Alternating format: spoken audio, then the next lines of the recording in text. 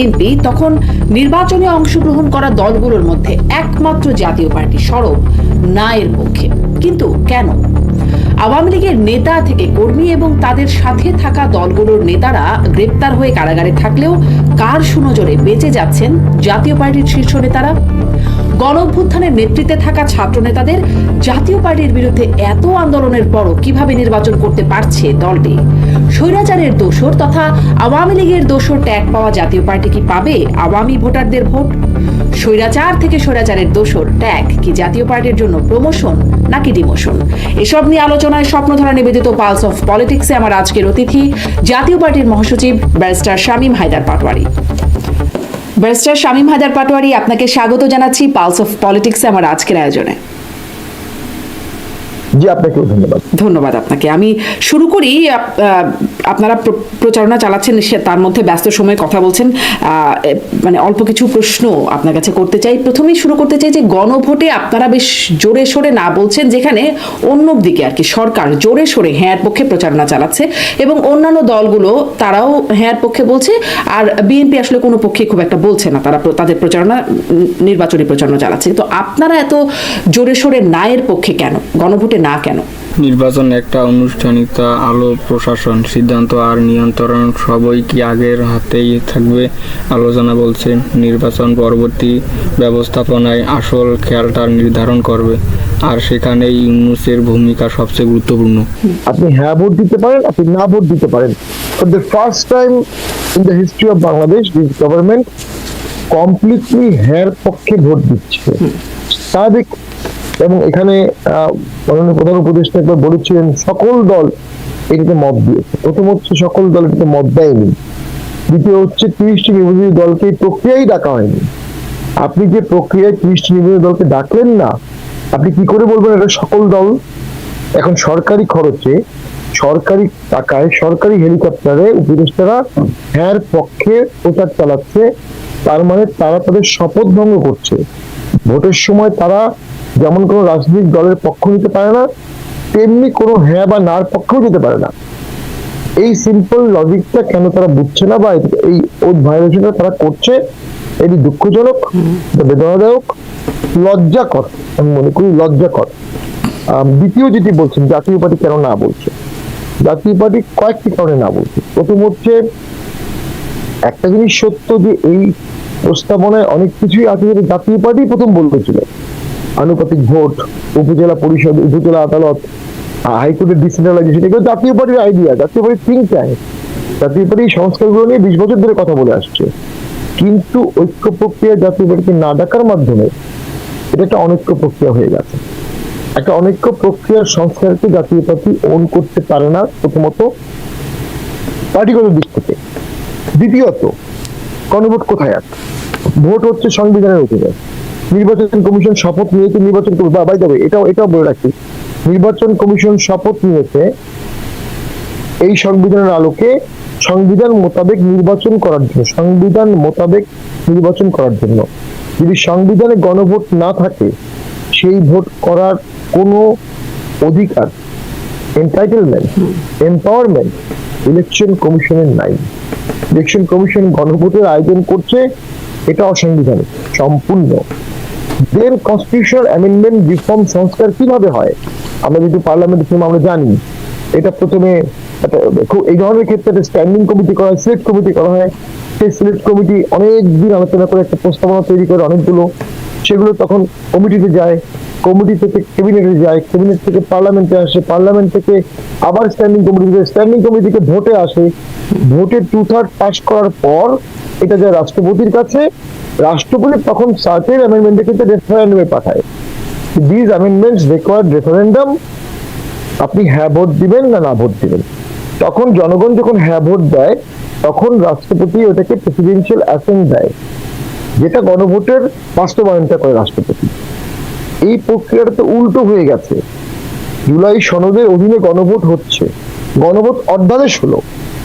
গণভোট অধ্যাদেশ নিয়ে আমি সুস্পষ্ট বলেছিলাম যে গণভোট অধ্যাদেশ ঠিক করতে পারবেন, আপনি অর্ডিন্যান্স করতে পারবেন যখন পার্লামেন্ট থাকবে না, কিন্তু সংবিধানে যেটা আপনি করতে পারবেন না, সংবিধান পরিপন্থী যেটা, সেটা আপনি অর্ডিন্যান্স দিয়ে করতে পারবেন না। অথবা যেটা আপনি কমন লতে যেটা ল করতে পারবেন না সেটা আপনিও পারবেন না, এবং এটা ঐতিহাসিক প্রেক্ষাপট আছে। ব্যারিস্টার পাটোয়ারি, আপনি ব্যারিস্টার, আইনের মানুষ, আপনি আইনি দিকগুলো ব্যাখ্যা করছেন যে এখানে প্রক্রিয়াগত যে জায়গাগুলো ত্রুটি আছে, বা শুরুতে প্রথম যেটি কারণ বললেন যে ঐক্যের প্রক্রিয়া জাতীয় পার্টিকে ডাকে নাই, কিন্তু বাকি দলগুলো তো সবাই একটা স্বাক্ষর করার মাধ্যমে কোনো মানে বা হ্যাঁ এর পক্ষে থাকছে, যারা বর্তমানে রাজনীতিতে প্রচারণা করছে, সক্রিয়ভাবে রাজনীতি করছে, তারা অন্ততপক্ষে তাদের তো আসলে আপত্তির জায়গা নাই। বিষয়বস্তু নিয়ে কি আপনাদের আপত্তি আছে? মানে যদি হ্যাঁ হয়ে যায়, পাশ হয়ে যায়, তাতে সমস্যাটা কি? দুটো সমস্যা আছে। প্রথম হচ্ছে এনসিপি তে সাইন করেনি, দ্বিতীয় হচ্ছে বিএনপি উইথ রিজার্ভেশন সাইন করেছে, তৃতীয় হচ্ছে বিএনপি নিজেই বলছে অগাধে হ্যার ভোট চাচ্ছি, বিএনপিও জায়গায় জায়গায় না ভোট চাচ্ছে। জনাব তালেক জিয়া এখন পর্যন্ত হ্যার পক্ষে শব্দ উচ্চারণ করেননি। সো এটার মধ্যে নিয়ে অনেক রাজনৈতিক অস্বস্তি আছে। আবার নায়ের পক্ষে বলেন নাই, ন্যায়ের পক্ষে বলেনি। একটা ভোট হওয়া প্রয়োজন ছিল, একটা সেমি ডেমোক্রেটিক ট্রানজিশন প্রয়োজন ছিল, না হলে আলট্রা টেরোরিজম আসতে পারে, নাহলে নো গভর্নমেন্ট হতে পারে, বৈপ্লবিক সরকার হতে পারে। সেই জন্য তারা অনেকেই এই সংস্থাগুলো মেনে নিয়েছে, মনে নেয়নি, মেনে নিয়েছে। দ্বিতীয় যেটা হচ্ছে, এই সংস্কারগুলো মধ্যে একটা ভয়াবহ জিনিস আছে, সেটা হচ্ছে এই ভোটের পরে যারা সরকার গঠন করবে তার 180 দিনের মধ্যেই এই সংস্কারগুলো করতে হবে, এবং 180 দিন ওই সংসদটা গণপরিষদ হিসেবে পরিচিত হবে। গণপরিষদ আই মিন কনস্টিটিউয়েন্ট অ্যাসেম্বলির মতো একটা বডি হিসেবে থাকবে। কিন্তু ওই 6 মাস পর আনটিল এই অ্যামেন্ডমেন্ট না হওয়া পর্যন্ত বর্তমান গভর্নমেন্ট প্রেজেন্ট করবে অ্যাকর্ডিং টু জুলাই সনদের অল স্কিম। যে বিষয়টা বিএনপি উপলব্ধি করেছে কিনা আমি জানি না। যে আইনগুলো পাশ করা হয়েছে, যে অর্ডিন্যান্স গুলো করা হয়েছে, যে গণভোট করা হয়েছে, সেগুলোর কালেকটিভ ইম্প্যাক্ট হবে। সামনে যে ভোটে সরকার জিতবে সেও সরকার, আবার বর্তমান সরকারও সরকার। এইভাবে দেশ 6 মাস চলতে পারবে অ্যাজ পার জুলাই সনদ অর্ডিন্যান্স। 6 মাসের মধ্যে যদি সংস্কার না হয় তাহলে এটা 6 বছরও চলতে পারবে, 60 বছরও চলতে পারবে।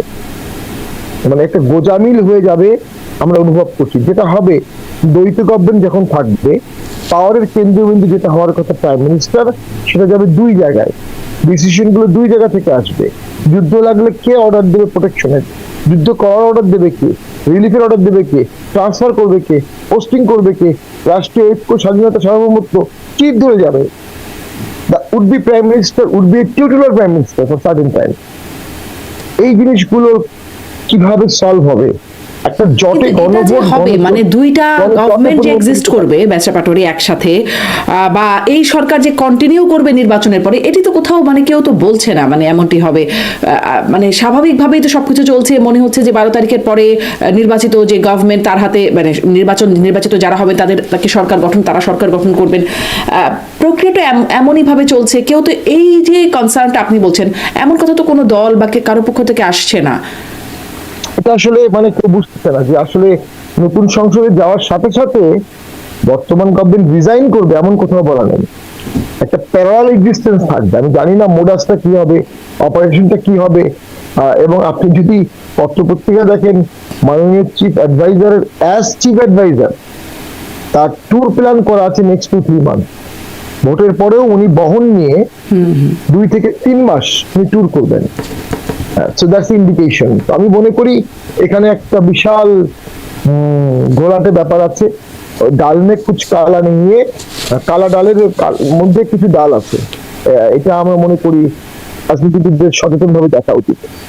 আচ্ছা, সেক্ষেত্রে তাহলে গণভোটে আপনারা না, তাহলে তো নির্বাচনের পরে যদি এরকম দ্বৈত সরকার থাকে, আপনার ভিডিওটা চলে গেছে ব্যারিস্টার পাটোয়ারি, যদি সম্ভব হয় একটু আনবার চেষ্টা করবেন।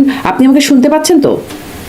আমি শুনতে পাচ্ছি। আচ্ছা, হ্যাঁ, আমি প্রশ্নটা করি যে তাহলে তো মানে নির্বাচন হওয়ার পর দ্বৈত গভর্নমেন্ট থাকলে, মানে গণভোট যদি না হয়, তাহলে কি আর এরকমটা হবে না? জি অবশ্যই, গণভোট যদি না হয় তাহলে বর্তমান গভর্নমেন্টটা হয়ে যাবে ডেফিনেটলি একটা ক্যারটেকার গভর্নমেন্ট। তার দায়িত্ব হবে ভোট করা। ভোটের পরে যেই দিন নতুন সংসদ বসবে, যেই দিন নতুন এমপিরা শপথ নিবে, ওই দিনই এই government cease to be exist হবে। Automatic by operation of law, by dint of law, by oath and by আচ্ছা, রিপ্লেসমেন্ট। তাহলে বুঝলাম যে তখন হ্যাঁ যদি কনসিকুয়েন্স কি থাকে- আর নায়ের কনসিকুয়েন্স কি, এটা একটু মোটামুটি বুঝলাম আইনি ব্যাপারটা আপনার কাছ থেকে। কিন্তু মানে ইতিহাস যা বলে 3টি গণভোটে সবগুলোতে হ্যাঁই জয়যুক্ত হয়েছে। আর আপনি যে পয়েন্টগুলো বলছেন সেই পয়েন্টগুলো খুব কিন্তু আলোচিতও হচ্ছে না, যে হ্যাঁ জয়যুক্ত হলে এরকম কনসিকুয়েন্স হতে পারে, এটি খুব একটা আলোচনায়ও নাই। ফলে মানে বিষয়টা মানুষ বুঝতেও পারছে কিনা বা রাজনৈতিক দলগুলো অনুধাবন করছে কিনা, আপনিও বলছিলেন যে সেটি আসলে খুব স্পষ্ট না। তাহলে মানে ইতিহাস যা বলে যে হ্যাঁই জয়যুক্ত হয়, আপনাদের এই প্রচারণায় খুব একটা লাভ হবে বলে মনে করছেন? আমাদের এই প্রচারায় লাভ হতে পারে, কারণ হচ্ছে আমরা মনে করি এর ফলে জনগণ নতুন ভাবে চিন্তা করছে, এবং এই নতুন করে চিন্তা করাটা দরকার। রাজনৈতিক দলগুলো নতুন করে চিন্তা করবে। গণভোটের ফলাফল সবসময় হ্যাঁ হয়েছে, এটা সত্য। তবে সেই সব গণভোট হয়েছিল একটা দক্ষ সরকারেরই অধীনে। জিয়াউর রহমান দক্ষ শাসক ছিলেন, কোনো সন্দেহ নাই। এরশাদ দক্ষ শাসক ছিলেন, কোনো সন্দেহ নাই। তারা সমস্ত সংস্কার করে ইমপ্লিমেন্ট করে এটা সুফল জনগণকে দিয়ে তারপরে গণভোটে এটাকে রেট্রোস্পেক্টিভ, ভূতাপেক্ষ ভাবে এটাকে রেটিফিকেশন করেছে। আর বর্তমানটা হচ্ছে ভবিষ্যৎ রিফর্মের জন্য বর্তমান গণভোট, যেটা ভবিষ্যৎ পার্লামেন্টকে বাইন্ড করবে। ভবিষ্যৎ পার্লামেন্ট যদি গণভোটের এই কোনো বিষয়গুলোতে না ভোট পাস হয়, পার্লামেন্টে না ভোট পাস হয়, আর সেটা গণভোটে হ্যাঁ আছে, তখন কি হবে? তখন কি আপনি সংবিধানকে উপরে নেবেন না জুলাই সনদকে উপরে নেবেন? জনগণের ভোট আর ক্ষমতার বাস্তবতা চর্চার মধ্যে ফারাক কোথায়? এই প্রশ্নটা সেখানে রোলারও হয়, আলোচনায় উঠে এসে। আগেও এমন উদাহরণ ছিল যেখানে নির্বাচনের পরেও ক্ষমতার কেন্দ্র দল দাবিনি। সেই অভিজ্ঞতার আলোকে অনেকেই বলছেন এবারও ব্যক্তিগত হওয়ার সম্ভাবনা কম। এই প্রক্রিয়ায় ওন করবে না, আচ্ছা কারণ এটা সুইসাইডাল হবে। আচ্ছা, আমরা দেখলাম যে গণভোটের নায়ের প্রচারণটা আপনারা খুব সম্প্রতি শুরু করেছেন। মানে এর আগেও আপনার সাথে যখন কথা হয়েছে গণভোট নিয়ে, আমি তখনও আপনাকে সরাসরি জিজ্ঞাসা করছিলাম যে আপনারা কি গণভোটে হ্যাঁ না না, আপনি বলছেন ডিসিশন নিয়ে। কিন্তু এখন যখন ধরেন যদি বলি পোস্টাল যারা প্রবাসী ভোটার আছে তারা ইতিমধ্যে ভোট দিয়ে ফেলেছে, আপনারা ইদানিং এসে কেন এটা বলছেন? মানে এটা যদি এতই সিরিয়াস হয়, কেন আগে থেকে আপনারা আপনাদের কনসার্ন জানালেন না, মানুষকে সচেতন করলেন না? এখন এখনো দেশে একটা ভীতিকর পরিস্থিতি চলছে। এখনো দেশে মানুষের মুখে হাসি নাই। কোনো রাজনৈতিক সমঝোতা হয়নি। 90-এর পরে রাজনৈতিক সমঝোতা হয়েছিল, জিয়াউর রহমানের সময় রাজনৈতিক সমঝোতা হয়েছিল, 86-এও একটা রাজনৈতিক সমঝোতা হয়েছিল, 2008-এও রাজনৈতিক সমঝোতা হয়েছিল। ফর দ্য ফার্স্ট টাইম একটা সমঝোতাবিহীন ভোট হচ্ছে, যেখানে আমেজ নাই, সৌহার্দ্য নাই, অন্তর্ভুক্তি নাই, মানুষের মুখে হাসি নাই, হাসিহীন একটা ভোট। এবং মোস্ট ইম্পর্টেন্ট, খুবই দুঃখজনক, লজ্জাজনক, হাস্যকর, 50% লোক এখন মনে করে ভোট হবে না। আমরা ভোট চাওয়ার পরে জনগণ বলে ভোট হবে। সাংবাদিকরা প্রথম প্রশ্ন করে ভোট হবে। রাস্তাঘাটে হাঁটলে মানুষ জিজ্ঞেস করে ভোট হবে। আপনি কি কখনো পাল্টা জিজ্ঞাসা করেছেন কেন হবে না? মানে তাদের শঙ্কার জায়গাটা কি, কেন মনে করছে যে হবে না বা নাও হতে পারে? কেন মনে করছে হবে না, এটা একটা কারণ হচ্ছে 90 সালে কোল্ড ওয়ার শেষ হয়ে গেছে। কিন্তু 90-এর পর থেকেও আমেরিকা সবসময় জানতো রাশিয়া একদিন ফিরে আসবে, এবং কিভাবে ফিরে আসবে, এবং ইভেন্টুয়ালি রাশিয়া ফিরে আসলো। তো 90-এর পরেও 20-30 বছর আমেরিকা কিন্তু রাশিয়াকে কমব্যাট করেই সবকিছু করেছিল। আমার মনে হয় এখন এই দেশের মানুষ মনে করে আওয়ামী লীগ ভোট ঠেকানোর চেষ্টা করবে, অথবা আওয়ামী লীগ ভোট কিন্তু যাবে না, ভোটটা হবে না। হ্যাঁ না ভোট নিয়ে যত্ন হবে। সবচেয়ে বড় কথা, জনগণ রাষ্ট্রীয় স্ট্রাকচার দেখতে পাচ্ছে না। একটা ভোটের আগে একটা রাষ্ট্রীয় স্ট্রাকচার লাগে। আজকে যে পরিমাণ মারামারি হানাহানি হচ্ছে, যদি 150টা আসনে সমস্যা শুরু হয়, কত আর্মি আছে আমাদের, কত পুলিশ আছে আমাদের, কিভাবে আমরা ট্যাকেল দিব? ট্যাকেল দেওয়ার মাস্টার প্ল্যানটাই বা কি? অন্ধের মতো ভোটে ছেড়ে দেওয়া হচ্ছে প্রার্থীদেরকে, অন্ধের মতো সমর্থকরা হেঁটে যাচ্ছে। আমরা শঙ্কার মধ্যে আছি, রক্তপাত হয়ে যেতে পারে, নিকৃষ্ট ভোট হয়ে যেতে পারে। 2014 সালের ভোটে স্টিগমা ছিল 154 জন আনকনটেস্টেড, এটা এই ভোটে হয়নি, একজন আনকনটেস্টেড হয়নি। এটা বাদ দিলে বাকি ইন্ডিকেটর গুলো যে কোনো দিকে টার্ন নিতে পারে। আচ্ছা, কিন্তু আপনি বলছেন সমঝোতাবিহীন ভোট, আমেজবিহীন ভোট, কিন্তু প্রচারণা বেশ জোরে সোরে তো প্রচারণা দেখা যাচ্ছে। তারেক রহমান জনসভা করছেন, জামায়াতের আমির প্রচারণা চালাচ্ছেন, আর বাকি এমপি প্রার্থীরা তো চালাচ্ছেনই। তাহলে কেন আসলে আমেজবিহীন বলছেন আপনি? মানে এটা একটু ছোট্ট করে যদি একটু শুনি, কেন আমেজবিহীন মনে হচ্ছে? আমরা যখন মানে অর্থাৎ আমাদের এলাকাগুলোতে যাচ্ছি, সেখানে আমরা দেখতে পাচ্ছি মানুষের মধ্যে ভয় আছে। প্রচুর মামলা হয়েছে, অনেকের জামিন হয়নি, পুনরায় মামলার ভয় আছে। আমরা যখন ভোটারদেরকে বলি আমাদের মিটিং এ আসেন, তারা মামলার ভয়ে অনেকে আমাদের মিটিং এ আসছে না, বিশেষ করে আওয়ামী লীগের নিরীহ সমর্থকরা। তো তারা তো একটা পার্সেন্টেজ অফ পিপল, এই পার্সেন্টেজ অফ পিপলের ভয়টা সংক্রমণ হচ্ছে আরো দিকে। তো সেদিক থেকে চিন্তা করে আমি মনে করি হাসিহীন ভোট হচ্ছে, উৎফুল্লতাহীন ভোট হচ্ছে।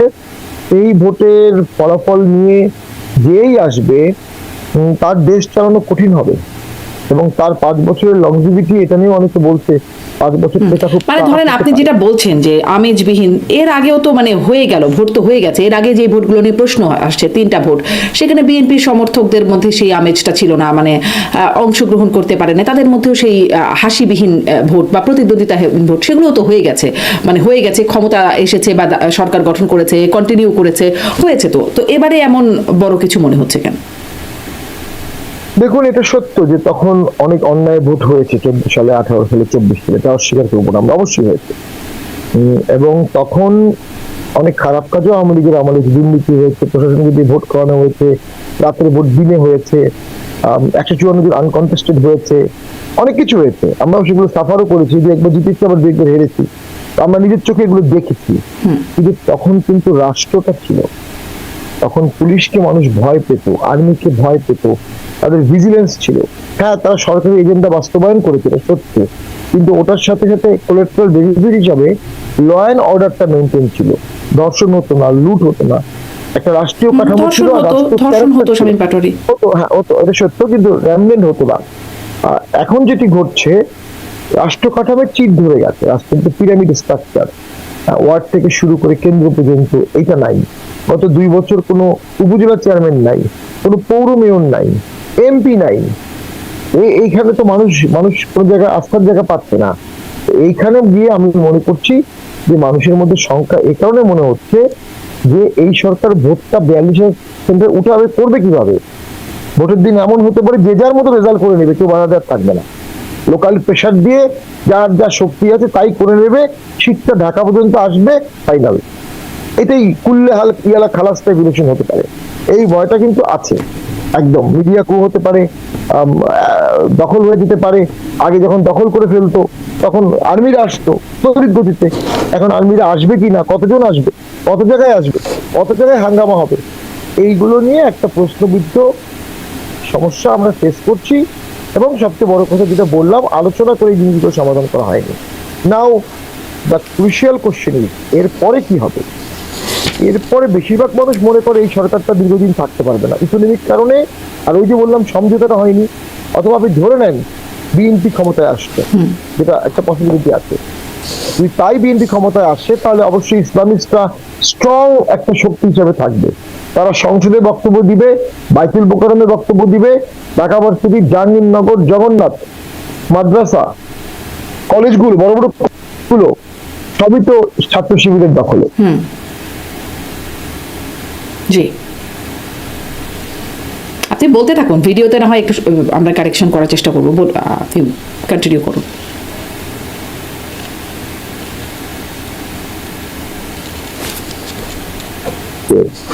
জীবন তো শীতে উঠে পড়ছে, যেই শীতটা বেশি দূর আগাতে পারবে না, আগানোর কোনো কারণ নাই। কারণ এই যে বললাম রাজনৈতিক সমঝোতা, এটা কি আপনি পরের সরকারের জন্য ভবিষ্যৎবাণী করছেন?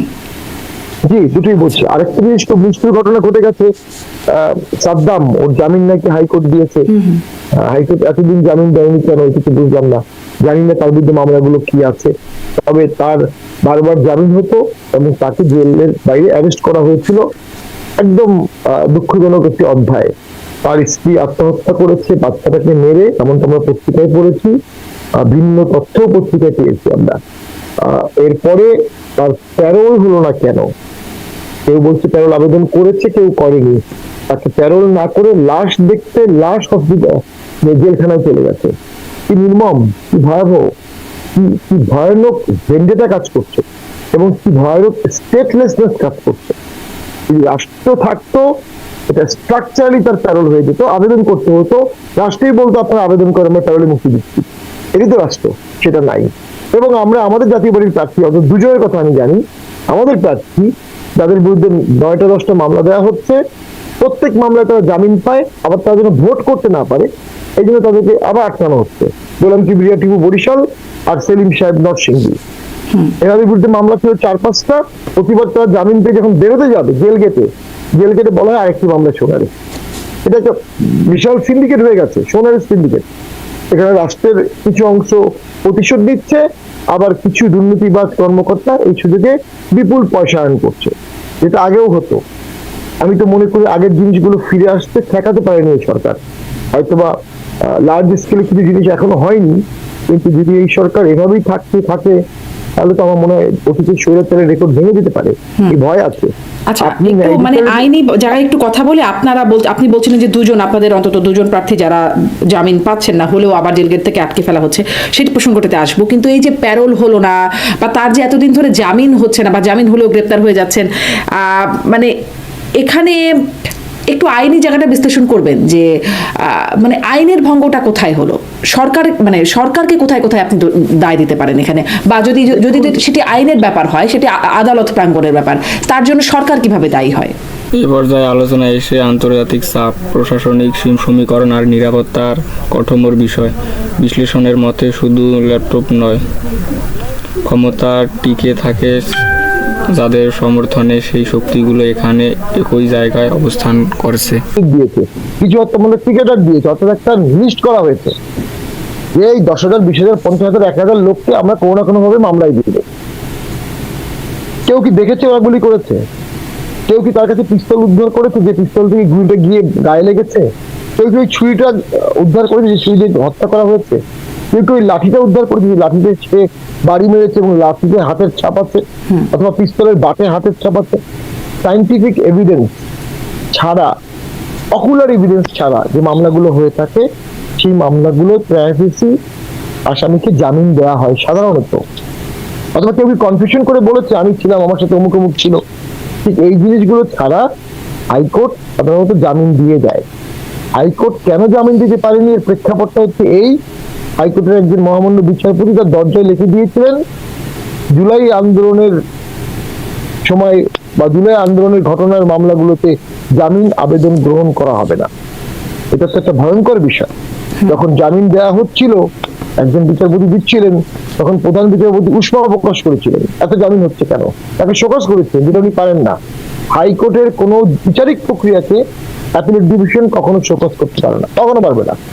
অ্যাডমিনিস্ট্রেটিভ ক্যাপাসিটিতে পারবে, তাকে এক বেঞ্চ থেকে আরেক বেঞ্চে দিতে পারবে, তাকে এই বাসা না দিয়ে ওই বাসা দিতে পারবে, তিনি যখন রায় দেবেন এটার বিরুদ্ধে আপিল ছাড়া অন্য কোনো সুযোগ নাই। আর আমরা দেখেছি কোর্টে এটা হয়েছে, যেটা এই ঢাকা শহরেই 94 জন আইনজীবীকে একটা এই ধরনের মামলা জেলে পাঠানো হয়েছে, 94 জন। তো তখন আসলে অন্য আইনজীবীর একটা প্রতিহিংসায় ছিল, কিছুদিন আগে তারা মারামারির ভিকটিম হয়েছে, আইনপন্থী আইনজীবী তাদেরকে মেরেছে, এদের জেলে নেওয়ার ব্যাপারেও তারা তখন সচেষ্ট ছিল। যেটা হতো যখনই এই ধরনের কোনো মামলায় জজ সাহেব জামিন দিতে চাইতেন, একটা বড় অংশের লয়াররা লাভ দিয়ে বলতো আপনি স্বৈরাচারের দোষর, আপনি দালাল, আপনি জামিন দিতে পারবেন না। অনেক জজ সাহেব তারপরও সাহস করে জামিন দিয়েছে, অনেকে আমব্রাস হয়ে চলে গেছে। এখানে বিচারকদের খুব একটা দোষী করার কিছু নাই, মত ঠেকানো না গেলে কোনো ন্যায় বিচার হবে না। আর ওই যে রাষ্ট্রের দায় কেন, ওই যে পিপি সাহেব থাকেন আর অ্যাটর্নি জেনারেল থাকেন, যখনই কোনো জামিনের আবেদন আসে তখন জজ সাহেব বলে পিপি সাহেব কি বলেন, অথবা আমাদের এখানে বলে অ্যাটর্নি জেনারেল সাহেব কি বলেন। যদি অ্যাটর্নি জেনারেল সাহেবরা বলে জামিন তো আমার কোনো অবজেকশন নাই, তখন জজ সাহেবের জামিন দিয়ে দেন। ওর ক্ষেত্রে সার্টেনলি পিপি বা অ্যাটর্নি জেনারেলরা স্ট্যান্ড অবজেকশন দিয়েছে, বুঝে না বুঝে অথবা ইনস্ট্রাক্টেড হয়ে অথবা আমরা দেখেছিলাম। মানে যদি বলি স্বরাষ্ট্র উপদেষ্টার বক্তব্য যে আওয়ামী লীগের দেখলেই গ্রেপ্তার করে ফেলবা, পুলিশকে নির্দেশনা দিচ্ছেন, মানে একটা ভিড়ের মধ্যে থেকে বলছেন যে আওয়ামী লীগ দেখলেও গ্রেপ্তার হচ্ছে না, তখন স্বরাষ্ট্র উপদেষ্টা বলছেন আওয়ামী লীগ দেখলেই গ্রেপ্তার করে ফেলতে হবে, মামলার কোনো দরকার নেই, মামলা আছে কিনা দেখার দরকার নেই, গ্রেপ্তার না হলে তোমার বিরুদ্ধে ব্যবস্থা নেওয়া হবে, বলছিলেন পুলিশকে, পেছনে দাঁড়ানো পুলিশকে। আবার আমরা আইন উপদেষ্টাকে দেখেছি যে তিনি বলছেন আওয়ামী লীগ সন্ত্রাসীরা জামিন যেন না হয় সেই বিষয়ে তিনি বলেছেন, এবং জামিন কেন দেয়া হচ্ছে এটার দায় হাইকোর্টের, তিনি এটা বলে, মানে এই যে তার এই বক্তব্যগুলোর প্রভাব কি আসলে এই পুরো বিষয়গুলোর মধ্যে পড়ছে? ওই যে একটা মব ছিল, দানব ছিল রাস্তায়, এই দানবকে সবাই তোয়াজ করেছে। উনিও তোয়াজ করছেন, উনি এমন ভাবে কথা বলছেন যেন ওই দানব তার বিরুদ্ধে না লাগে। তার বিরুদ্ধে তো আন্দোলন হয়েছিল আসলে। তো উনি জানি না আমি এখনো কি দক্ষতার স্বাক্ষর রেখেছি স্বরাষ্ট্র মন্ত্রণালয় চালিয়ে, কিন্তু আমি তো মনে করি পুলিশদের মধ্যে একটা ক্ষোভ আছে, পুলিশ অনেক হত্যা হয়েছে, সেটার বিচার হয়নি। পুলিশ তাদের বিরুদ্ধে অন্যায়েরও একটা প্রতিবাদ পেয়েছিল, অনেক পুলিশের চাকরিচ্যুত হয়েছে, পুলিশের মধ্যে স্ট্রাকচার এখনো ভালো হয়। যেটা বললাম ভোট সুস্থ না হওয়ার পিছনে এটাও একটা কারণ, ভোটে নিয়ে সংখ্যার এটাও একটা কারণ, পুলিশ স্ট্রাকচার না। ওনার বিরুদ্ধে অভিযোগ হচ্ছে উনি মাংসে আলু বেশি নাকি মাংস বেশি, এটা খুব ভালো বুঝতে পারেন চট করে। এই আর কি স্বরাষ্ট্র মন্ত্রণালয় কেমন চালাচ্ছে তার তো কোনো রিস্ট্রিকশন আমরা দেখছি না। পুলিশ তো চোখে পড়ে না, পুলিশ তো থানা থেকে বেরোচ্ছে না, খুব কম। আমি নির্বাচনী এলাকায় ঘোরাঘুরি করেও পুলিশ চোখে পড়ছে না। এই যে বললাম, যখন সংকট আসবে পুরো সংকটটা প্রার্থীকে একা ফেস করতে হবে, কোনো রাষ্ট্রীয় সহযোগিতা সে পাবে না। বাট নির্বাচনের সময় সে প্রার্থী, তার পূর্ণ অধিকার আছে পূর্ণ সহযোগিতা পাওয়ার। কিন্তু এখন বলছে যে প্রার্থীকেই গান ব্যবহারের পারমিশন দিচ্ছে বা গান ম্যান দিচ্ছে, মানে স্বরাষ্ট্র উপদেষ্টা তো এমনটাও বলেছেন। এটা আরেকটা বৈষম্যমূলক আচরণ, কারো কাছে গানম্যান থাকবে, কারো কাছে থাকবে না। কেউ টাকা পয়সা আছে একটা গান নিয়ে নিবে, আর যার টাকা পয়সা নেই সে গান নিতে পারবে না। তো এগুলো নিয়ে তো আসলে ভোট হয় না। ভোটের সময় বরঞ্চ অলওয়েজ কালচার হচ্ছে সমস্ত লাইসেন্স অপরাধ অস্ত্রগুলো ফেরত নিয়ে নেয় ভোটের সময়। আমাদের নিয়ে নিত, আমাদের তো অস্ত্র ছিল, লাইসেন্স ছিল। আর একটা জিনিস হচ্ছে প্রচুর অস্ত্র লুট হয়েছে, কেউ বলে 30,000, কেউ বলে 60,000। এই অস্ত্রগুলো উদ্ধার করতে পারেননি স্বরাষ্ট্র মন্ত্রণালয়, ব্যর্থ। এত অস্ত্র থাকা অবস্থায় কিভাবে ভোট হবে? ভোটের তফসিলের আগে সারা দেশে চিরুনি অভিযান করে অস্ত্রগুলো উদ্ধার করতে পারতো, করা হয়নি। কোনো একটা হীন উদ্দেশ্য থাকতে পারে। দুই হচ্ছে প্রায় 3,000 জঙ্গি বা অপরাধী জেল থেকে ওই সময় পালিয়ে গেছে। ওই যে রাষ্ট্র ছিল না, পালিয়ে গেছে, জেলখানায় কেউ নেই, পালিয়ে গেছে। তার মধ্যে এখনো 700 এখনো ডেজার্টেড আছে। এই 700-র মধ্যে শীর্ষ জঙ্গি আছে। ওই শীর্ষ জঙ্গি আর এই অস্ত্র দুটি লিঙ্ক করলে একটা বিশাল ফুটপ্রিন্টের চিত্র ফুটে আসে। এইখানে গিয়েই আমার কাছে মনে হচ্ছে রাষ্ট্র একটা হুমকির মাথায় আছে। এবং স্বরাষ্ট্র উপদেষ্টা আবার প্রতিশ্রুতি দিচ্ছেন যে নির্বাচনে সেই অস্ত্রগুলো ব্যবহৃত হবে না, সেই ব্যাপারে তিনি একটা প্রতিশ্রুতি দিচ্ছেন যে লুট হওয়া এটা তো আসলে উনি কিভাবে বলছেন আমি জানি না। অস্ত্রগুলো তো ব্যবহারের জন্যই লুট করেছে, কখনো কখনো ব্যবহার নির্বাচন না হলে কি তার সশস্ত্র বিপ্লবের জন্য উনি অপেক্ষা করছেন, যখন সশস্ত্র বিপ্লব হবে তখন অস্ত্র ব্যবহার হবে, তখন উনি পুরো অ্যাক্টিভ হবেন। আসলে আমি মনে করি রাষ্ট্র পরিচালনার অনভিজ্ঞ লোকরা দেশ চালাচ্ছে এবং দেশের সার্বিক পরিস্থিতি হুমকির মুখে তারা ফেলে দিচ্ছে, বুঝে না বুঝে। এবং তারা মবের আন্ডারে থাকছে, যে মব রাষ্ট্র চাচ্ছে না, মব নিজেকে রাষ্ট্রের উপরে নিয়ে যাচ্ছে। তো যারা রাষ্ট্র চাচ্ছে আর তাদের সাথে কনসাল্ট না করার কারণে এটা হচ্ছে। একটু আরেকটা প্রশ্ন আসে যে এই যে আমেজহীন নির্বাচন বলছিলেন এবং আশঙ্কা আপনি নানান রকম আশঙ্কা করছেন, এমনকি নির্বাচন হবে কিনা সেই আশঙ্কার বিষয়টাও আছে, তবুও সেই নির্বাচনে আপনারাও নির্বাচন করছেন। আপনারা নির্বাচনের আগেও একটা অনুষ্ঠান আপনার সাথে কথা হয়েছিল, আপনি বলেছিলেন যে নির্বাচনে জোট হতে পারে, আপনারাও জোটে যেতে পারেন। হলো না কেন কোনো রকম জোট? মানে আপনারা কি স্বৈরাচারের দোসর ট্যাগ খাওয়ার জন্য আপনাদেরকে কেউ জোটে নিচ্ছে না? বিষয়টা এরকম কেন হলো না আপনাদের সাথে কোনো জোট? অনেক তো জোটের সমীকরণ দেখলাম ভোটের আগে। নির্বাচনে কি সত্যি পরিবর্তন আনবে নাকি আগের কাঠামো থেকেই বৈধতা দেবে? আলোচনায় বলা হয় ক্ষমতার ধারাবাহিকতা বজায় রাখবে জন্য যেসব প্রস্তুতি দরকার তার বেশিরভাগই ইতিমধ্যে সম্পূর্ণ। আসলে ভোটে অংশগ্রহণের সিদ্ধান্তটাও নিয়েছি অনেক দেরিতে, এজন্য আমাদের একটু এলোমেলো হয়েছে বাস্তবায়নটা। এখন ভোটের মাঠে আমরা দেখতে চাই জোট ছাড়া আমরা কি করতে পারি। একতরফা ভোটে অংশগ্রহণ করে আমাদের অনেক তকমা লেগেছে। এখানে কোনো জোট করলে যার সাথে জোট করব তার সমস্ত দায়ভার আমাদের কাছে চলে আসবে। আর তার থেকে বড় কথা হচ্ছে কতিপয় আসনে আমরা জোট করব, বাকি আসনগুলো কি হবে, বাকি আসলে তার থেকে আমরা কি জবাব দেব। তো সেই থেকে চিন্তা করে সক্রিয় জোটের ব্যাপারে আমরাও খুব বেশি আগ্রহী হইনি। আমরা দল রক্ষা করেছি, লাঙ্গল রক্ষা করেছি। যারা আমাদেরকে ভোটে বাধা দিতে চাচ্ছিল, ব্যান করতে চাচ্ছিল, তাদের সামনে আমরা দীপ্ত পায়ে ভোটে অংশগ্রহণ করছি, প্রচার করছি। এইটা আমাদের একটা নৈতিক জয় এবং একটা দীর্ঘমেয়াদী দলের একটা বেজ আজকে তৈরি হচ্ছে। একটা প্ল্যাটফর্ম তৈরি হচ্ছে, ভবিষ্যতে আর কেউ জাতীয়তাবাদী বর্জনের যে বাদ দিয়ে ভোটের কল্পনাও করতে পারবে না। কিন্তু এই যে নৈতিক আমাদের জয়টা আসলে- আপনাদের হলো, এই জয়টা আসলে কিভাবে হলো? মানে কারণ এই কারণে বলছি যে যখন আওয়ামী লীগ নিষিদ্ধের প্রসঙ্গ উঠলো, আমরা দেখেছিলাম মাননীয় প্রধান উপদেষ্টা আন্তর্জাতিক গণমাধ্যমে সাক্ষাৎকার দিয়ে বলেছিলেন যে আওয়ামী লীগকে নিষিদ্ধ করার বা কোনো পরিকল্পনা এই সরকারের নাই, কিন্তু একদম হাসনাত আব্দুল্লাহ একাই গিয়ে আন্দোলন করে একরকম যমুনা ঘেরাও করে খুব দ্রুত আওয়ামী লীগ নিষিদ্ধ করার সিদ্ধান্ত চলে আসলো। আপনাদের রাজনীতি নিষিদ্ধ করা, আপনারা যেন নির্বাচনে অংশ নিতে না পারেন, একটা তো সফল হয়েছে, আপনারা ঐক্যমত কমিশনের কোনো জায়গায় আর যেতে পারেন নাই, কিন্তু পরবর্তীতেও আপনাদের বিরুদ্ধে এই বিষয়গুলো ছিল যে আপনাদের রাজনীতি নিষিদ্ধ করতে হবে আওয়ামী লীগের মতোই, কিন্তু সেটা সম্ভব হলো না।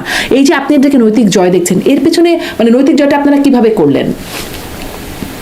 আমরা কেউ পালিয়ে যায়নি, যে কোনো কারণে হোক আওয়ামী লীগ পালিয়ে গিয়েছিল।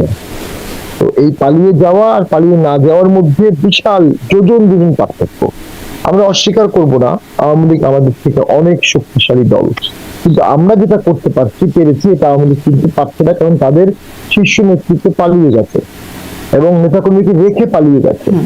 তো সেটার অনেক বাস্তবতা আছে, যে মব আমরা দেখছি পালিয়ে না গেলে তো 1.5 লোক মারাই যেত হয়তো বা।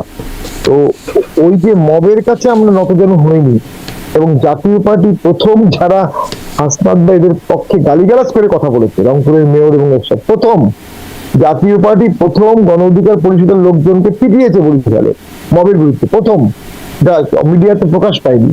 জাতীয় পার্টি যখন গণ অধিকার পরিষদ আমাদের পার্টিকে পাড়ার আগুন দিল, আমরা বুক পিটে দাঁড়িয়েছিলাম। তো এই কাজগুলো করার কারণে আমরা মনে করি জনগণের মধ্যে আমাদের জনপ্রিয়তা এবং গ্রহণযোগ্যতা বেড়েছে। ফর দ্য ফার্স্ট টাইম জাতীয় পার্টি একটা সঠিক, অনেকদিন পর একটা সঠিক রাজনীতি করছে, অন্য কোনো দলের সাথে মুখোমুখি না হয়ে, অন্য কোনো জোটের অ্যালায়েন্স না হয়ে লীগের রাজনীতি করছে। আমরা কম বেশি ভোট যেটাই পাবো এটা আমাদের অ্যাসেট হবে, এবং আমি মনে করি সামনের ভোটে জাতীয় পার্টি ভালো করবে।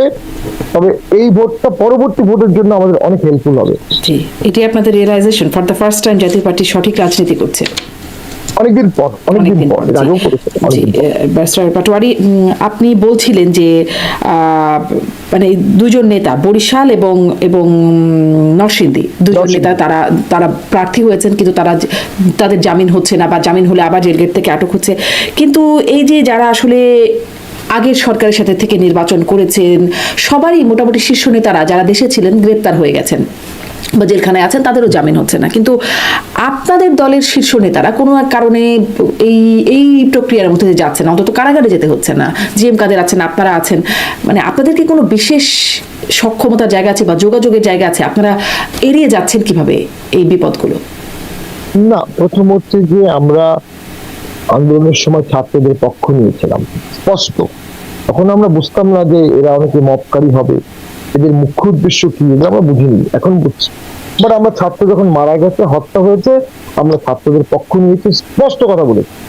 এবং আওয়ামী লীগ আর কিছুদিন থাকলে আমরা আওয়ামী লীগের নির্যাতনের শিকার হতাম। সেজন্য স্বাভাবিকভাবেই আমাদের কেস আর আদার কেসটা কখনো এক না। 2, আমাদের কোনো লার্জ স্কেল করাপশনের কোনো অভিযোগ নাই। 3, গণহত্যায় আমাদের নেতাকর্মী দাঁড়িয়েছিল, ছাত্রদের সাথে আন্দোলন করেছে, ছাত্রদের বিরুদ্ধে আন্দোলন করেছে, এমন একটা নজির নাই। কিন্তু আমাদের ছাত্ররা ওই সময় ছাত্রদের সাথে আন্দোলন করেছে, আমাদের এন্টায়ার রংপুর করেছে, সাভার করেছে, মোহাম্মদপুর করেছে। তাহলে আমরা আন্দোলনে অংশগ্রহণ করলাম, আমাদের 2 জন মারা গেল। স্বাভাবিকভাবেই আন্দোলনের পরে তো আমাদের হিরো হওয়ার কথা, কিন্তু যারা আন্দোলনের মাস্টারপিন করেছে তারা আসলে শুধু ছাত্রদের আন্দোলন করেনি, তারা 14, 18, 24-এর যুদ্ধাপরাধীর বিচার সব মিলিয়ে একটা স্কিম করেছে। সেই স্কিমে তাদের মনে হয়েছে জাতীয় পার্টিকে বাদ দিতে হবে, এবং তারা বাদ দিয়েছে। 71-এর পক্ষের শক্তি হওয়ার কারণে জাতীয় পার্টিকে বাদ দেওয়া হয়েছে। আন্দোলন বা মানে আপনি যেগুলো বলছিলেন যে আপনারা অভ্যুত্থানের পক্ষে ছিলেন, আপনাদের ছাত্ররা ছিল সে সময় মানে অভ্যুত্থানের পক্ষে কাজ করেছে, কিন্তু এই যুক্তিগুলো তো খুব একটা স্বীকৃত হচ্ছে না বা গৃহীত হচ্ছে না যারা অভ্যুত্থানের পক্ষে। তবুও মানে এটি একটা প্রশ্ন যে আপনারা আসলে কোথাও থেকে কোনো যোগাযোগের কারণে কি এই বিষয়গুলো এড়িয়ে যেতে সক্ষম হচ্ছে, নাকি কেন মানে এই গ্রেপ্তার? কারণ আপনিই বলছিলেন একটু আগে যে তার কিসের সম্পৃক্ততা কিভাবে প্রমাণিত হচ্ছে, কিন্তু তারা আসলে সাংবাদিক থেকে শুরু করে বিভিন্ন বুদ্ধিজীবী পর্যায়ের লোকজন বা আওয়ামী লীগের অনেকে আছেন যারা কোনো সম্পৃক্ততা প্রমাণ না হওয়া সত্ত্বেও তারা আসলে জেলখানায় আছেন বা তাদের জামিন হচ্ছে না, একরকম মিথ্যা মামলাতেই আছেন। সেরকম ভাবে কিন্তু আপনারা সেটা শিকার হচ্ছেন না। কোথাও থেকে কোনো যোগাযোগ আছে? যোগাযোগের প্রশ্নটা এই কারণে করছে, যেমন ধরেন যারা দেশ থেকে চলে গেছেন আওয়ামী লীগের নেতারা, ঝানু নেতারা, তারা অনেকেই বলেছেন পরবর্তীতে যে সরকারের ভেতরেরই কারো সহযোগিতায় গেছেন, বা ধরেন সাবেক রাষ্ট্রপতি আব্দুল হামিদ, তিনি যে দেশে আছেন, তিনি বিদেশে গেলেন, তখন অনেক হাইপ উঠলো, তারপরে তিনি নিরাপদেই ফিরে এলেন এবং নিরাপদেই দেশে আছেন। জানা যাচ্ছে যে তার শ্যালক, তিনি জামাতের নেতা, তিনি এখন প্রার্থী, জামাতের বড় নেতা, তিনি নির্বাচনও করছেন। এই একটা যোগাযোগের একটা বিষয় আছে। তো আপনাদের কি এরকম কোনো যোগাযোগ আছে? আপনাদের বারবার গ্রেপ্তার, এই বিষয়গুলো এড়িয়ে যাচ্ছেন বা মামলা? না, আমাদের যেটি হচ্ছে, আমাদের জনগণের একটা অংশ বিশ্বাস করে জিএম কাদের ভালো মানুষ, জনগণের একটা অংশ বিশ্বাস করে জিএম কাদের সত্য কথা বলেন, এবং তাকে অ্যারেস্ট করা হলে এটা জনগণের মধ্যে একটা বিমিশ্র প্রতিক্রিয়া হতো, এবং সেটা বর্তমান সরকারকে কোনোভাবে হেল্পও করতো না। যেমন সাবের হোসেন চৌধুরী অ্যারেস্ট হয়েছে 2 দিনের মধ্যে কিন্তু জামিন হয়ে গেছে। তো কারণ জনগণ মেনে নিতে পারছিল সাবেরকে ভাইকে কেন অ্যারেস্ট করা আসলে কি জনগণ মেনে নিতে পারছিল না? সব মিলিয়ে আর কি। আমার এখানে একজন সাংবাদিক এম.এ. আজিজ, তিনি বলেছিলেন তার কাছে প্রমাণ আছে সরকারের উপদেষ্টারা কেন মানে যুক্ত হয়ে এই জামিনটা করিয়েছেন। আসলে আমি জানি না বিষয়টা, কিন্তু তিনি দাবি করেছিলেন। যদি এটা করেও থাকে তাই নিজের কারণেই করেছে, এটা জনগণ গ্রহণ করছে না, সব মিলিয়েই করেছে। আর বাকিগুলো সব জনগণ গ্রহণ করে নিচ্ছেন, সাংবাদিক যারা আছে, বুদ্ধিজীবী যারা আছেন। হ্যাঁ, অবশ্যই গ্রহণ করছে না, তবে এখানে সিভিল সোসাইটি সবাই মিলে একসাথে আছে, সিভিল সোসাইটি তার পক্ষে আছে। আমি একটা উদাহরণ হিসেবে জাস্ট বললাম, এটা বেশি বলে আবার তার বিপদটা জানতে পারি। আরেকজন হচ্ছে আমাদের সুনামগঞ্জের মান্নান সাহেব, যিনি আওয়ামী লীগের মন্ত্রী ছিলেন। তিনি যখন অ্যারেস্ট হলো, তিনি তো পালাননি, বলছে আমি কেন পালাবো, আমি ঘরে থাকবো। আমাকে যখন অ্যারেস্ট করা হলো, স্কুলের বাচ্চারা আন্দোলন করেছে, তাকে কিন্তু ছেড়ে দিয়েছে। তো এক্সাম্পলটি নাই তা না, তবে আমরা মনে করি জাতীয় পার্টি একটা হতে পারে, সরকার নিজেও চাচ্ছিল জাতীয় পার্টি অ্যাটলিস্ট একটা পলিটিক্যাল ফোর্স হিসেবে থাকুক, কারণ এত বেশিকে বাদ দিলে টেকা যায় না, বা এত বেশিকে বাদ দিলে ভোটটা বেশি প্রশ্নবিদ্ধ হবে। সরকার নিজেও হয়তো বা চেয়েছে যে আর প্রশ্নবিদ্ধ করবো না, এক আওয়ামী লীগকে বাদ দিয়েই তো একটা প্রশ্নবিদ্ধ হয়ে গেছে, 13 দলকে বাদ দিয়েই তো প্রশ্নবিদ্ধ হয়ে গেছে, আরো বাদ দিলে তো আরো প্রশ্নবিদ্ধ হবে। এবং অতীত ইতিহাস বলে 2006 সালের ঘটনা, যখন আওয়ামী লীগ ভোট বর্জন করলো, জাতীয় পার্টি ভোট বর্জন করলো, ভোটটা হয়নি, এবং এরশাদের মনোনয়ন বাতিলের পরে জাতীয় পার্টি মনোনয়ন বর্জন প্রত্যাহার করে নিল, 111 চলে আসছে। তো নজির তো আছে।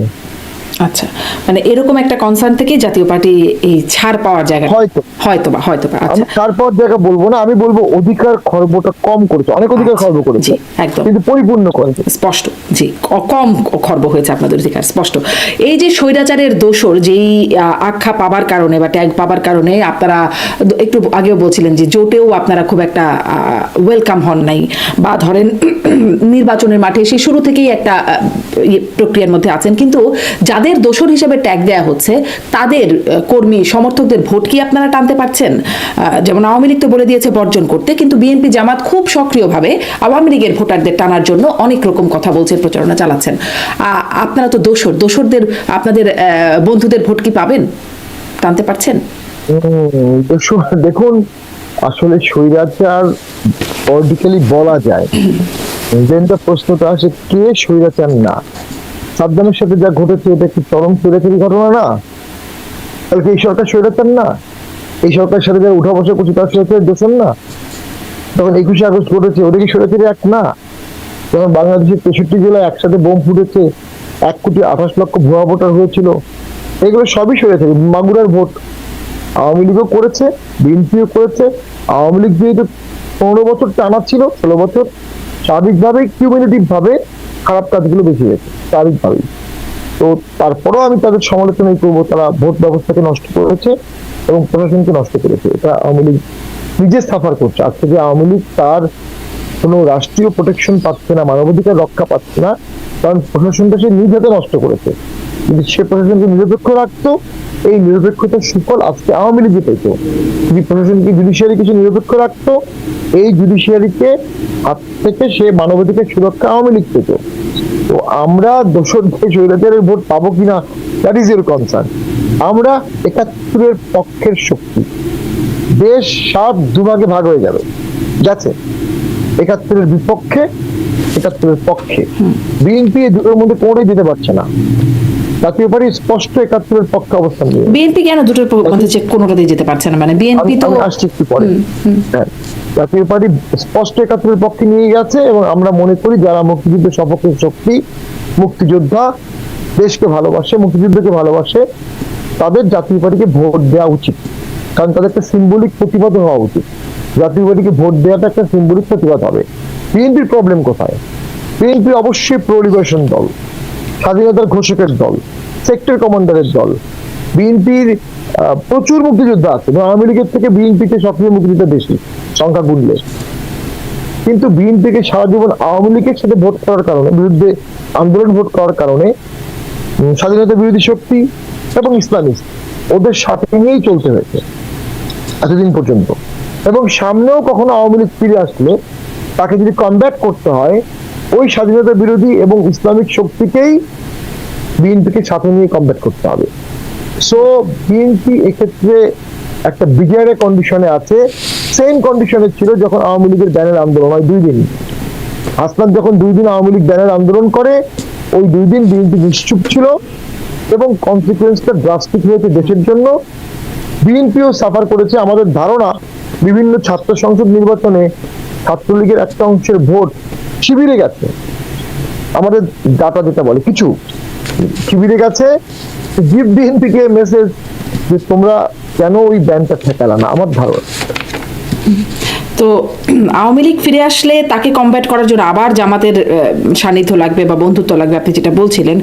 আর জামাতের সাথে যে এখন প্রতিযোগিতা, একরকম শত্রু ভাবাপন্নতাও কোথাও কোথাও গিয়ে পরিণত হচ্ছে, সেটি কমব্যাট করার জন্য আর কাউকে লাগবে না বিএনপির? সেটি কমব্যাট করার জন্য তো অলরেডি জাতীয় পার্টি একটা হিউজ সার্ভিস দেশে ইনক্লুশনে দিয়ে দিয়েছে। জাতীয় পার্টি ভোটে অংশগ্রহণ করেছে মানে চোখ বন্ধ করে অন্ধকূপে লাভ দিয়েছে। যে অবস্থা ছিল দেশের, যে উত্তপ্ত অবস্থা, ডিসি অফিসে মব হয়েছে, ডিসি অফিসে ঢুকতে দেয়নি, আমাদের লোকজনকে অপমান করেছে। কিন্তু আমরা ভোটে থাকার কারণে বিএনপি যে ফিল্পারেজ লেভারেজ অ্যাডভান্টেজটা পাচ্ছে, জামাত বলতে পারছে না আমরা ভোট বর্জন করবো। এটা না হলে জামাত ভোট বর্জন করলে সেখানে জাতীয় পার্টি থেকে যাচ্ছে।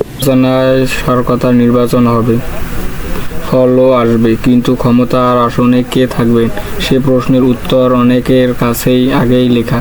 ইউনূস থাকবেন ক্ষমতায় কেন্দ্রে এবং ধারাবাহিক আলোচনায় শেষ পর্যন্ত সবচেয়ে জেনারেল থাকবে যাতে জামাত এককভাবে এই পুরো রাজনৈতিক খেলাটায় বড় একটা শক্তি হিসেবে কাজ করতে পারে, সেটি বিএনপি কিছুটা উপলব্ধি করেছে বলেই বিএনপি নিজেই বলেছে একটা চিঠি দিয়ে যে কোনো দলের অফিসে আগুন দেওয়া বা কোনো দলের ব্যান করা বিএনপি পছন্দ করে না। বিএনপি এমনিতেও বহুদলীয় গণতন্ত্রে বিশ্বাস করে। আমি আপনাকে উদাহরণ হিসেবে বলতে পারি, জিয়াউর রহমান আসার পরে কিন্তু আওয়ামী লীগ রিভাইভ হয়েছে, জামাত রিভাইভ হয়েছে।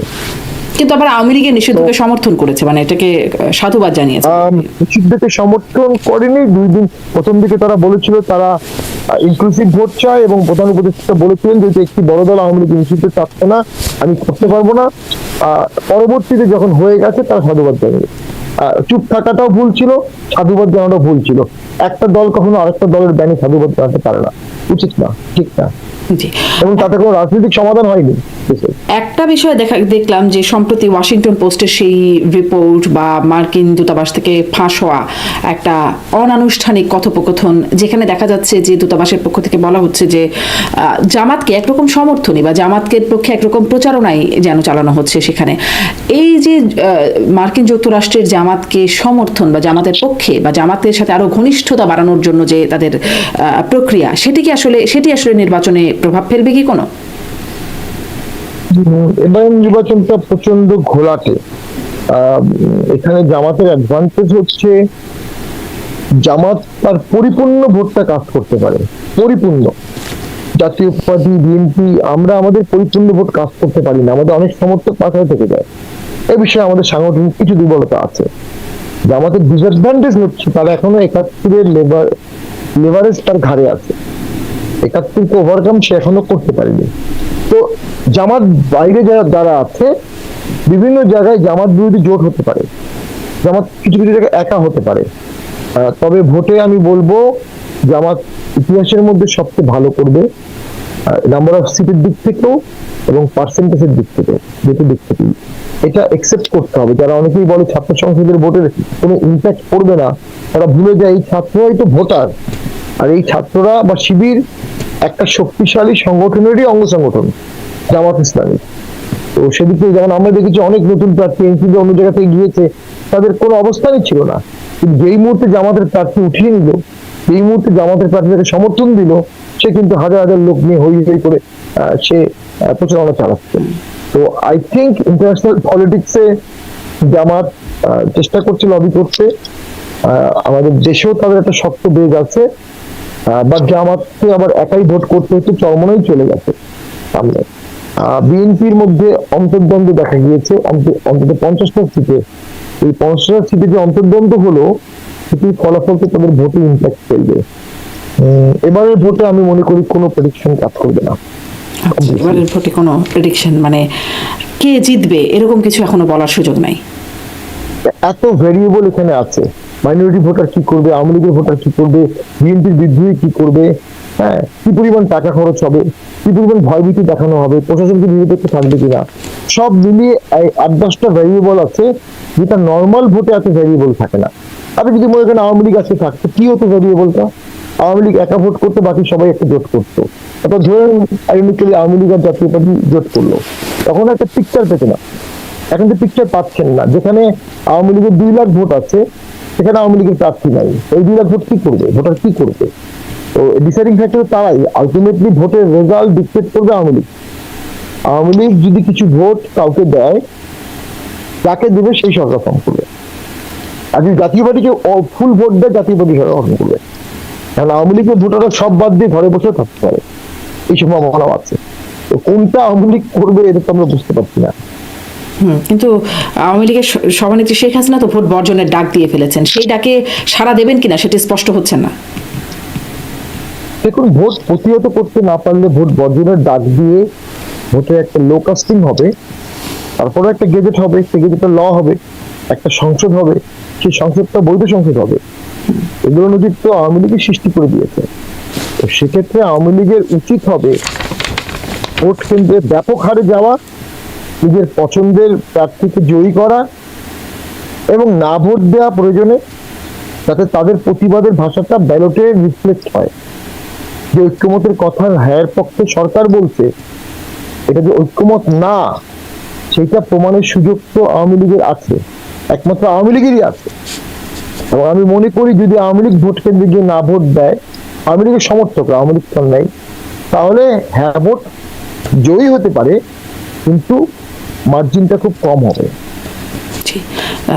একটা লিগ্যাল পয়েন্ট একটু শুনি আপনার কাছে, যেহেতু আপনি বেশ সুনামধন্য আইনজীবী, যে দায় মুক্তি অধ্যাদেশ যেটি হলো জুলাই যোদ্ধাদের জন্য, সেটি নিয়ে আমি কথা বলেছিলাম। আমার এই অনুষ্ঠানে যুক্ত ছিলেন প্রেস সচিব শফিকুল আলম, তার কাছেও জিজ্ঞাসা করেছিলাম, কারণ তখনও গেজেটটা হয় নাই। তখন দেখছিলাম 1 জুলাই থেকে 31 আগস্ট পর্যন্ত মাননীয় আইন উপদেষ্টার বক্তব্যে থেকে আসছিল যে এই সময় পর্যন্ত দায় মুক্তি দেওয়া হচ্ছে। এখন গেজেটটা দেখলাম, সেখানে আসলে 31 আগস্টের বিষয়টা আর নাই, 1 জুলাই থেকে এটি বলবৎ হচ্ছে বলে বলা হচ্ছে। এই যে দায় মুক্তি দেওয়া হচ্ছে, এটির কার্যকারিতা কেমন হবে, এটি নিয়ে অনেক সমালোচনা বা প্রশ্ন ইতিমধ্যে উঠেছে। আপনি এটাকে আসলে কিভাবে দেখেন, খুব ছোট্ট করে যদি শুনুন। এই বিষয়টা ছোট করে বলার বিষয় না, এটা প্রায় অনেকক্ষণ লেকচার দিতে হয়। বঙ্গবন্ধু হত্যার পরে দায় মুক্তি অধ্যাদেশ করা হয়েছিল, এবং সেটা পরবর্তী সুদীপ সেনদিকে বলেছিল একদিন এটা কালো আইন হিসেবে হবে, পরে এটা আওয়ামী লীগ বাদ দিয়েছে। এরপরে বিএনপির আমলে অপারেশন ক্লিনহার্ট করে দায় মুক্তি আইন করা হয়েছিল, সেটা আওয়ামী লীগ বাদ দিয়েছে। আওয়ামী লীগের আমলেও একটা দায় মুক্তি করা হয়েছে বিদ্যুৎ খাত বা পাওয়ার খাতের জন্য, 15 বছরের একটা দায় মুক্তি। পাওয়ার ক্ষেত্রে যা ইচ্ছা করা হবে, কোনো কোশ্চেন করা হবে না, ব্ল্যাক ল। এই তিনটাই ব্ল্যাক ল। এটাকে কি বলবো আমরা? এটাকে তো হোয়াইট ল বলতে পারছি না। কেন এত ভয়, কেন এত শঙ্কা যে ইমিউনিটি লাগবে? বিপ্লব যদি হয়ে থাকে, আন্দোলন যদি হয়ে থাকে, জনসমর্থন যদি থেকে থাকে, তাহলে সেখানে ইমিউনিটি লাগে না। তো আমি এই ইমিউনিটিকে মনে করি এটা বিপ্লবকে কলঙ্কিতই করেছে। আপনি একটা আন্দোলন যেখানে যে কোনো কারণে হোক কোটি কোটি লোক রাস্তায় নেমেছিল, সেটাকে ইমিউনিটি দিয়ে কভার আপ করে দিবেন। অর্থাৎ তার নিচে এমন কিছু আছে যে থলের বিড়ালটা বের হয়ে যেতে পারে, আপনি থলের বিড়ালটা বের হতে দিতে চাচ্ছেন না। এই ইমিউনিটি দিয়েই আমি মনে করি একটা পলিটিক্যাল ফেইলার হয়েছে আন্দোলনকারীদের, তাদের। দেন সেকেন্ড ফেইলার হয়েছে তারা যখন ওপেনলি জামাতে জয়েন করলো, যেটা সবসময় ছিল যে কাদম্বিনীকে মরিয়া প্রমাণ করতে হলো, কাদম্বিনীকে মরিয়া মনে নাই। এনসিপিকে জামাতে দিয়ে প্রমাণ করেছিল তারা জামাত ছাড়া আর কোনো দলে যাবে না, যেটা প্রেডিকশন ছিল সেটাই হলো। পুরো জিনিসটাই কিন্তু তখন একটা ম্যাটিকুলাস ডিজাইনের কথা তো আগেই বলা হয়েছে, তার সাথে অনেক সংযোগ হয়ে যাচ্ছে। তো এই সব কিছুর কিন্তু একটা নীরব প্রতিবাদ হতে পারে আওয়ামী লীগের ভোটে এসে ভোট কাস্টিং করা, যেটা আওয়ামী লীগের ক্যারেক্টারের সাথে যায় না। আওয়ামী লীগ এই ধরনের ভোটে পার্টিসিপেট করবে এটা আওয়ামী লীগের ইতিহাস বলে না। তবে ইতিহাস বা রাজনৈতিক পটে পটে তো অবশ্যই আপনাকে কৌশল চেঞ্জ করতে হবে। আওয়ামী লীগকে নর্মালাইজেশন হতে হবে, সেটা বিপ্লবের মাধ্যমে হতে পারে, আন্দোলনের মাধ্যমে হতে পারে, অথবা ভোটের মাধ্যমে হতে পারে। সবচেয়ে সেফ তো আমি মনে করি ভোট। ধন্যবাদ। জি, আমি একটু একদম শেষ করব দুটো প্রশ্ন। আপনার একটা ফটো কার্ড আপনি শেয়ার করেছেন, সেখানে আপনি বলছিলেন, আমি দেখছিলাম যে আপনার অভিজ্ঞতার কথা আপনি বলছেন যে আপনার সংসদে যাবার অভিজ্ঞতা আছে। একটু বলি, আমি আগে 2 বার সংসদ সদস্য ছিলাম, সংসদে কিভাবে কাজ করতে হয় তা জানি। 71 বিধি, 41 বিধি, 42 বিধি, সিদ্ধান্ত প্রস্তাব, সরকারি বিল, বেসরকারি বিল, সংশোধনী, জনমত যাচাই, এগুলো আমার সব মুখস্থ। আমাকে এমপি বানানো হলে প্রথম অধিবেশনে প্রথম দিনেই আমি ফাটাই দেব। মানে এটা নিয়ে অনেক কমেন্টস আমি দেখছিলাম, মানে কি ফাটাবেন, কিভাবে ফাটাবেন, ফাটায় লাভটা কি হবে? জি, আমি আমরা যেটা বলেছিলাম আসলে জনগণকে উদ্বুদ্ধ করতে, যে আমি আপনাদের পক্ষে কথা বলবো, দেশের পক্ষে কথা বলবো, খুব শক্ত ভাষায় বলবো, জোরালো ভাষায় বলবো। আগে রাজনীতিটা বলতো না, আমি এই বিষয়টা সংসদেও কথা বলেছি। তো আগে তো মানুষ বলতো হাইকোর্ট দেখায়, তো আমরা সংসদ দেখাই, সংসদে বলবো আপনাদের। যেমন আমরা প্রশাসনকে হুমকি দিতাম, আপনি যদি এই অন্যায়টা করেন আমি কিন্তু সংসদে দ্বারা আপনার বিরুদ্ধে কথা বলবো। এই সমস্ত বিষয় থেকে আমি জনগণকে সংসদের গুরুত্ব বোঝানোর চেষ্টা করেছি এবং নিজের একটা যোগ্যতা যতটুকু আছে এটা তুলে ধরার চেষ্টা করেছি। একটু ভাষাগত ত্রুটি ছিল, অনেকগুলো কিছু উনি ফাটা চেষ্টা এইসব বলেছে আর কি। তো না, আসলে রাজনীতি তো অভাষা চলে আসে। তো এটা আমি মনে করি একজন এমপি প্রার্থীকে নিজেকে সংসদে কি করবেন সেটা তুলে ধরতেই হবে তাকে। তার লোকাল ক্যালিবারের সাথে তার জাতীয় রাজনীতিতে কন্ট্রিবিউশন করার কতটুকু অ্যাবিলিটি আছে, তার লয়ের উপর কমান্ড একটা অংশ তো থাকতেই হবে। সংসদে যদি লয়াররা না থাকে সংসদ তো অটল হয়ে যাবে। জি, কিন্তু আপনি আপনার এলাকাবাসীর জন্য মানে সংসদে গিয়ে তো ফাটিয়ে দিবেন, কিন্তু হ্যাঁ, আপনার আসলে আগের সংসদগুলোতেও বেশ বক্তব্য আলোচিত হয়েছে, অনেক বক্তব্য নজর কেড়েছে, আমরাও তখন অনেক আলোচনা করেছি আপনার সংসদের বক্তব্য নিয়ে। কিন্তু এলাকাবাসীর জন্য আপনি এমন কি করেছেন যেটা নজর কেড়েছে বা সামনের দিনে এলাকাবাসী মনে রেখে আপনাকে ভোট দেবে? দেখুন, মানে এলাকাবাসীর জন্য আমি অনেক কিছু করতেই পারি, এটা আমি স্বীকার করবো, অনেক কিছু আরো করা উচিত ছিল, কিন্তু যেগুলো করেছি সেগুলো আগের 50 বছর যদি এক করা হয় তাহলেও সমান হবে না। আমি 1800 কোটি টাকার দুটি বড় কাজ করেছি। 6 বছরে 6 জন লোককে রাজনীতি হয়রানি করে দিই নাই। সমস্ত মসজিদে টাকা দিয়েছি, প্রত্যেকটা মসজিদে টাকা দিয়েছি, প্রত্যেকটা মন্দিরে টাকা দিয়েছি, স্টেডিয়াম করেছি, ছোট ছোট গ্যালারি করেছি, 6টা লাইব্রেরি করেছি। মানে আমাদের এলাকাটা তো খুবই গরিব, একটা ওই এলাকার কালচারের সাথে অন্য এলাকার কালচার মিলবে না। তো ওখানে আমরা সোলার লাইট দিয়েছি, প্রথম মসজিদে এসি দিয়েছি, ফর দ্য ফার্স্ট টাইম সুন্দরগঞ্জে মসজিদে এসি আমাদের বরাদ্দ দেয়া, আমার দেয়া। তো আর কিছু দৃষ্টিনন্দন কাজও করেছি। আর রাস্তাঘাট হয়েছে, ওই যে বললাম 1800 কোটি টাকার কাজের সাথে এনসিবিআই 56 কিলোমিটার রাস্তা পেয়েছিলাম আমরা ওই কাজের সাথে। এর বাইরে প্রায় 70-80 কিলোমিটার রাস্তা করেছি। এখন সমস্যা হচ্ছে আমাদের ওখানে ন্যাচারালি আওয়ামী লীগের ভোট আছে, জামাতের ভোট আছে, আমাদের ভোট আছে। তো একটা অংশ তো আমার প্রতিপক্ষ থাকবেই এবং তারা তো সমালোচনা করবেই। কিন্তু আমি যদি সবসময় বলি যে আপনি 50 বছর সমস্ত বরাদ্দ যোগ করে, সমস্ত কাজ যোগ করে আপনি আমার 6 বছরের সাথে কম্পেয়ার করে দেখতে পারেন। আমি 45 বছরের টোটাল এক পাল্লায় রাখবেন আর আমার 6 বছর এক পাল্লায় রাখবেন। আমি চ্যালেঞ্জ দিয়ে বলতে পারি আমার 6 বছরের কাজ অবশ্যই অনেক বেশি হবে। এই যাচাইটা আসলে এলাকাবাসী করে দেখার বিষয়। শেষ কথা বলে দিচ্ছি, আমার 6 বছরে 6টা চাঁদাবাজির ঘটনা ঘটে, 6টা। কোনো দলের কোনো লোক চাঁদাবাজি করতে পারেনি। আচ্ছা, কিন্তু আপনি শেষ কথা বললে আমি শেষ প্রশ্নটা করব এখন, যে এই যে স্বৈরাচারের দোসর যে ট্যাগ, মানে এর আগে 90 যখন আন্দোলন হলো সেটাকে স্বৈরাচার বিরোধী আন্দোলন বলে আমরা জানতাম, এবং তখন এর আগ পর্যন্ত একমাত্র স্বৈরাচার হিসেবে জাতীয় পার্টিকেই বলা হতো। স্বৈরাচার এরশাদ হোসেন মোহাম্মদ এরশাদের নামের সাথে স্বৈরাচার যুক্ত হতো। এখন এসে আপনারা স্বৈরাচারের দোসর, মানে আপনাদেরকে প্রমোশন হলো না, ডিমোশন, স্বৈরাচার থেকে স্বৈরাচারের দোসর। দেখুন, কেউ আমার বিরুদ্ধে বলেই সে আমার অপোজিশনে থাকবে, মানে আমার মতবাদ মানবে না বলেই তো সে আমার অপোজিশন। আমি সবাইকে আমার মতবাদ মানাবো কেন? কেউ আমাকে স্বৈরাচারের দোসর বলবে, আবার কেউ কাউকে দুর্নীতি 5 ভাগের চ্যাম্পিয়ন বলবে, কেউ কাউকে যুদ্ধাপরাধী বলবে, কেউ কাউকে লেফটিস্ট বলবে, পচা বাম বলবে, পচা ডান বলবে। এটা রাজনীতিতে হবে, এটা সহ্য করতে হবে। এই টেম্পারমেন্টটা নিয়েই তো রাজনীতি করতে হবে। এরশাদকে স্বৈরাচার বলার কারণে এরশাদ তার উপর রাগ করেছে এমনটা না, তখন যে সাংবাদিক স্বৈরাচার লিখতেন উনি ফোনে তার সাথে অনেকক্ষণ গল্প করতেন, পরে আর ওই সাংবাদিক আর সৈয়দের লিখতে কিন্তু হেজিটেট করতেন যে এতক্ষণ গল্প করলেন। তো আমি মনে করি এগুলো রাজনীতিতে থাকবে, আমাদের ভালোবাসার জায়গাগুলো আমাদের আছে, আমাদের নেতাকর্মীরা আমাদের সাথে আছে, আমাদের যারা ভালোবাসা মানে কিন্তু এই যে এই ব্যাপারটা যে স্বৈরাচার ট্যাগটা যে এখন চলে গেল আপনাদের উপর থেকে, এখন আর আপনাদেরকে কেউ স্বৈরাচার বলছে না, বরং স্বৈরাচারের দোসর বলছেন, মানে এখানে কি একটুখানি প্রমোশন হলো নাকি মানে ডিমোশন? এটা আমি সুস্পষ্ট বলেছি, 90 পরবর্তী প্রত্যেকটা গভর্নমেন্ট আগের গভর্নমেন্ট থেকে বেশি স্বৈরাচার, প্রত্যেকটা গভর্নমেন্ট। তাহলে সেক্ষেত্রে তো আসলে স্বৈরাচারের দোসর কাকে বলে? দোসর মানে আপনি যেটাতে টাকা দিয়েছেন, যেটাতে আপনি অস্ত্র দিয়েছেন, যেটাতে আপনি অংশগ্রহণ করেছেন, পার্টিসিপেট করেছেন। আওয়ামী লীগের কোন স্বৈরাচারী কাজের সাথে সরাসরি জাতীয় পার্টি অংশগ্রহণ করেছিল? নির্বাচনে অংশগ্রহণ করা ছাড়া। নির্বাচনে অংশগ্রহণ করা স্বৈরাচারী কাজ পৃথিবীর কোথায় আছে? মোস্ট ডেমোক্রেটিক কাজ নির্বাচনে অংশগ্রহণ করা। এখন যে আওয়ামী লীগ ছাড়া ভোট হচ্ছে, সেখানে আমরা অংশগ্রহণ করছি, সবাই অংশগ্রহণ করছে না, তাহলে আমাদের কি সেই দোষটা এই দোষটাকে এক করা যাবে? এবং 24-এ জামাত বিরোধী অংশগ্রহণ করেনি, এখানে আওয়ামী লীগকে বাদ দিয়ে করা হচ্ছে। তো টেকনিক্যালি মাঝখানে একটা আন্দোলন হয়েছে, এর বাইরে তো থিওরিটিক্যালি জিনিসটা সেম। তো এটা হচ্ছে আসলে ওই যে আপনি 6 দেখবেন না 9 দেখবেন, একই জিনিস আপনি যখন করছেন তখন একরকম, অন্য কেউ করলে আবার সেটা আরেক রকম হয়ে যাচ্ছে।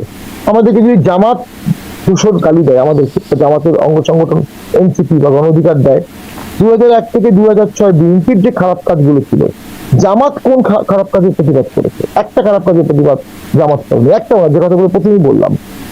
বিএনপির স্বৈরাচারী কাজের সাথে জামাত তখন সহযোগী ছিল।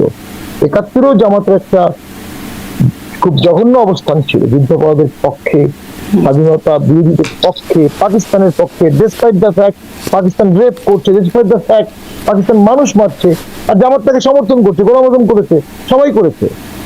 সেই অপরাধের সাথে জাতীয় পার্টির অপরাধকে 100 দিয়ে গুণ করলে ওই অপরাধের সমান হবে না, এটা আমরা অনুভব করি, জনগণ অনুভব করে। তবে হ্যাঁ, অস্বীকার করা যাবে না, আওয়ামী লীগের অতি আগ্রাসী ক্যারেক্টারের কারণে, জামাত নির্যাতিত হওয়ার কারণে জামাত এক্সপ্যান্ড হয়েছে, নির্যাতিত জামাত এক্সপ্যান্ড হয়েছে। জি, মিস্টার পাটোয়ারি, অনেক ধন্যবাদ।